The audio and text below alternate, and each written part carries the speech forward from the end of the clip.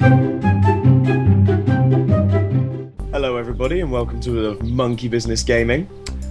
Today, me and Jack are taking a more serious approach to ArcheAge. We're going to answer one of the more fundamental questions that everybody likes to know. How the fuck do you make money? Well, firstly, I think we're going to talk about trade runs. Jack, if you could press O. Yep. And click on Commerce. Yep. You'll see you've got Haranyan and Nguyen specialties. I do, yep.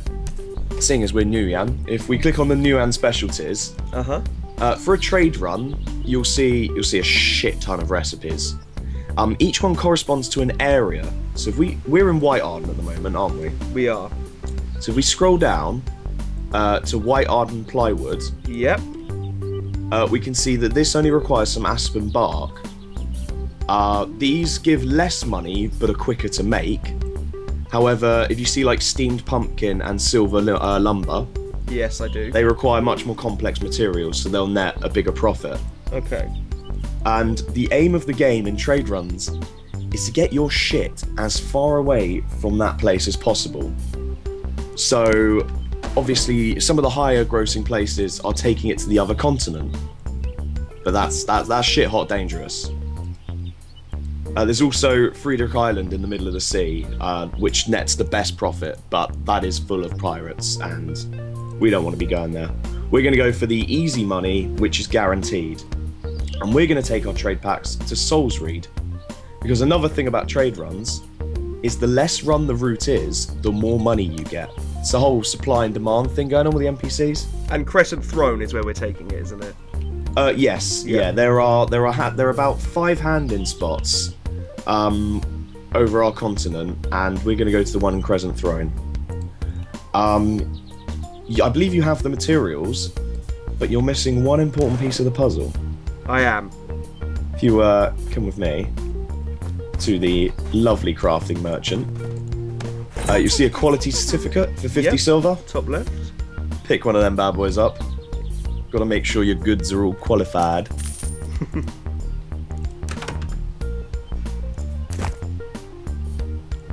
Now you do get a basic tutorial of this, don't you? Through the farming quest. Yeah. We pick up the farming quests in Windshade and Liliot Hills, and I mean they explain it, but they don't really explain that there are about 1,000 different possibilities for trade runs. Yeah. They sort of just say, hey, take strawberries here, then goose down here, and you know it gets you your basic farms, which we'll be talking about later.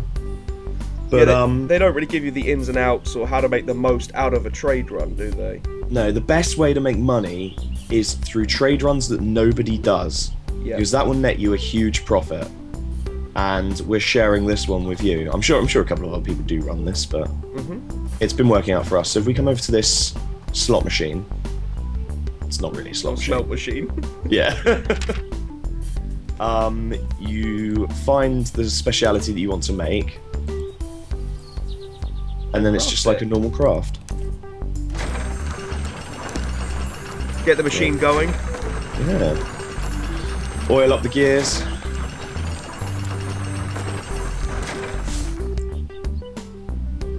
Now you're going to notice that you're going to move incredibly fucking slow. Yep. That's where these bad boys come in.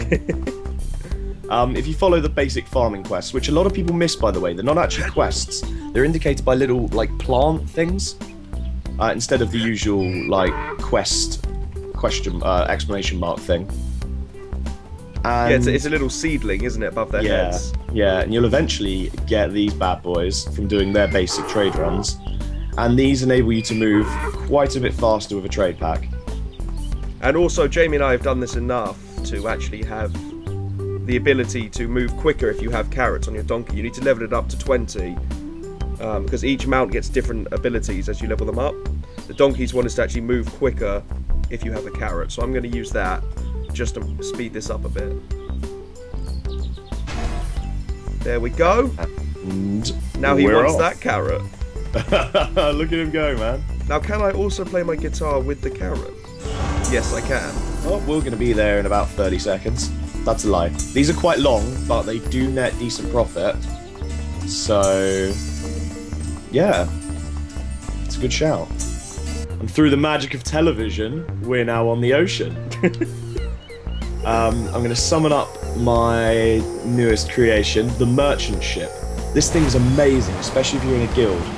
Because if you can see those little boxes on there, there's 20 of them, and each one can hold a trade pack. You'll also notice that we have the MBG logo on the sails. I swindled the sails. Just to quickly show you the path that we took. We started in White Arden up here, ran down the crossroads across from Birch Keep into Dewstone Plains, which is where we are now, and then we just ran across to the ocean. You can, if you don't have a boat, run up through Dewstone Plains all the way into Soulsreed, but it's a lot longer. Yeah, it's probably safer than taking a rowboat though, because yeah, you can be attacked on the ocean. Yeah, in this game you can attack your own faction if it's an open area, and the ocean counts as an open area. So if they see that I have a trade pack, they might want to take it. Yeah, you're just a massive pile of money to them. Ready to set sail? Let's set sail. Let's go.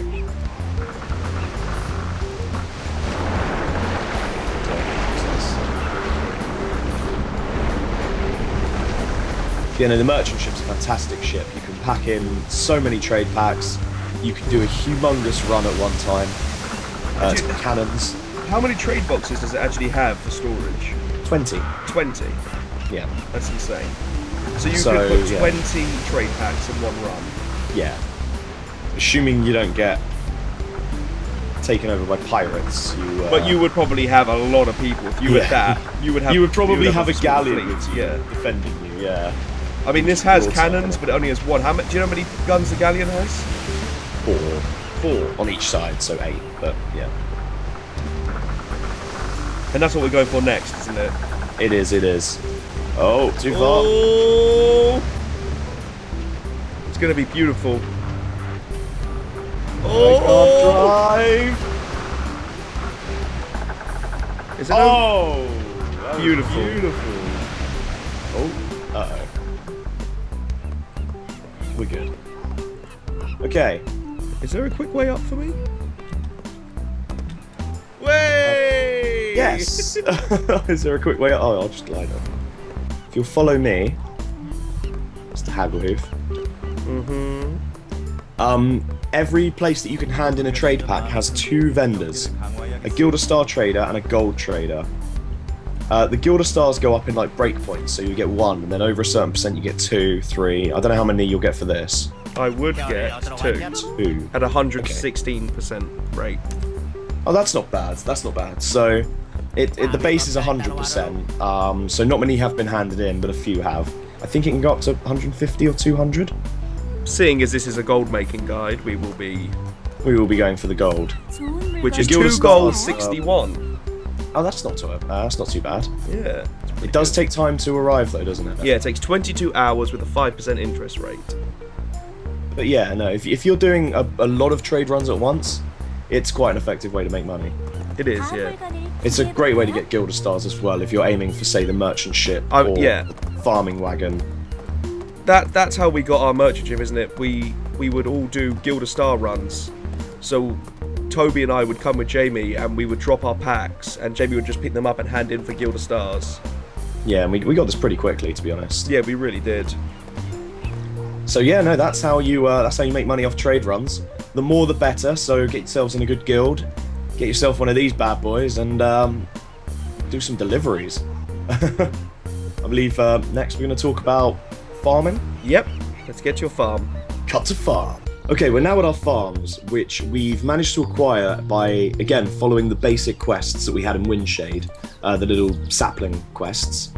You start off getting a little baby one, and then when you do the last big trade run to cross the sea, you get these massive, massive farms, and this is a pretty sure way to make money.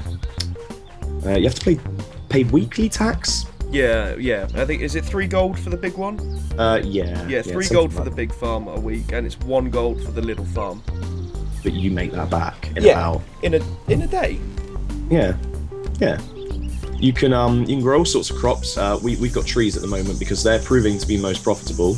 Everyone wants lumber. Everyone yeah, wants lumber. The demand's going down. Yeah, it is. And the supply is going up, so the money will normalise, and then you have to find your own little sneaky thing to grow. People do set up illegal farms, but anybody can, well, anybody, Jack, will come and uproot it, and then you'll lose all your shit. So it's a lot safer, and it's a lot more sure to just work towards this big farm. It's awesome. I mean, look how many trees are here. Yeah, in the smaller farm, you can only get 4 trees. Well, 4 aspen trees, whereas in the larger one you can get between 18 and 20 trees, depending on where and how you plant them. It's like a big game of Tetris. It really is. Good fun. It's good fun. So yeah, Jack's made me a family member, so I can help him chop down his trees. And yeah, we can get these bad boys on the auction house, I guess. This also gives you the aspen bark, which you then use to do the trade runs as well. Yeah, you're sort of killing 2 birds with 1 stone there. So yeah, we could things that sell quite well that you could farm are the narcissus plants, because they are needed for the last trade run. And you can put loads of them down. Yeah, there's a huge amount of space, and some plants take up the bare minimum space. You can also put livestock down on your farm, which is an interesting one. They take a while to grow, but once they're fully grown, as long as you feed them every few hours, you can keep harvesting, say, their wool if they're sheep, the feathers if they're geese, like the goose down. Yeah, and then when you're done with them, you can mercilessly butcher them. And get their meat. Yeah. It's a good little system. Some people say it's like Farmville on crack. Never played that, so wouldn't know, but it's yeah, I think the farming system's awesome, and it's a definite sure way to make money. Just make sure on launch that you manage to secure a good place for your farm. Yeah, because it's very difficult to get a spot. It's very full at the moment. I know we're all on one server, but a lot of people have had to stretch into the PvP zones, where if it's not peacetime, I mean, your crops will be fine, but you'll be a bloody mess on the floor. And nobody wants that. Nobody. Thanks for watching, everyone. Stay tuned for part 2 on Wednesday, where we will be talking about the auction house and the really fun salvaging.